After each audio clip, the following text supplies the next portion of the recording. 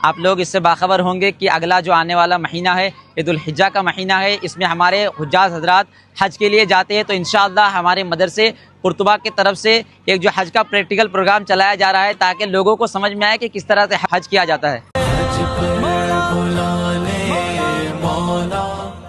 تو حجاج کرام سب سے پہلے اپنے اپنے میقات میں جہاں آ کر کے ٹھہرتے ہیں وہاں سے احرام باندھ کر کے جو ان کا جو قافلہ ہے یہ مینا کی طرف روانہ ہوتا ہے، سیدھے مینا میں آتے ہیں اور مینا کے بعد پھر یہ یہاں 5 وقتوں کی نماز پڑھ کر کے 9 کی فجر کو یہ عرفات کے لیے روانہ ہو جاتے ہیں۔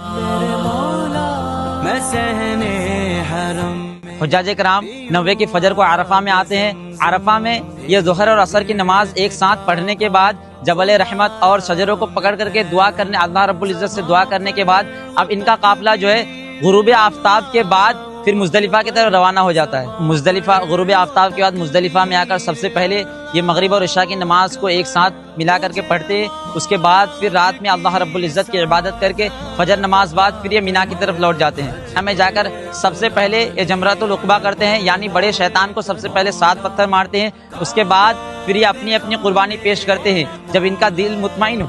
ہو جاتا ہے کہ ہماری قربانی ہو چکی، پھر یہ حلق کرتے ہیں جو کہ ہمارے مذہب کے حساب سے افضل ہے۔ اس کے بعد حلق کرنے کے بعد پھر یہ کعبے کے طواف کے لیے نکل جاتے ہیں اور کعبہ کا طواف کرنے کے بعد زمزم نوش فرماتے ہیں اور زمزم نوش فرمانے کے بعد اس کے بعد پھر باب الصفا سے نکل کر صفا اور مروہ کے درمیان سعی کرتے ہیں اور سعی کرنے کے بعد پھر یہ مینا کی طرف لوٹ جاتے ہیں۔ 11-12 کو مینا میں ٹھہرتے ہیں اور اس دن 11ویں کے ظہر نماز بعد یہ سب سے پہلے جا کر کے جمرات الاولیٰ، جمرات الوسطیٰ اور جمرات العقبہ یعنی تینوں شیطان کو پتھر مارتے ہیں۔ اس کے بعد 12ویں کے دن بھی اسی طرح کرتے ہیں اور سب سے آخر میں یعنی 12ویں کے دن وہ طواف الوداع کر کے اپنے اپنے گھروں کی طرف اور رسول اللہ صلی اللہ علیہ وسلم کے جو روزہ مبارکہ ہے اس کی زیارت کے لیے اور دیگر صحابہ کرام کے روزہ مبارک قبروں کی زیارت کے لیے، مقبروں کی زیارت کے لیے یہ اپنے سفر کو وہاں سے ختم کرتے ہیں اور اسی طرح ان کا حج مکمل ہو جاتا ہے۔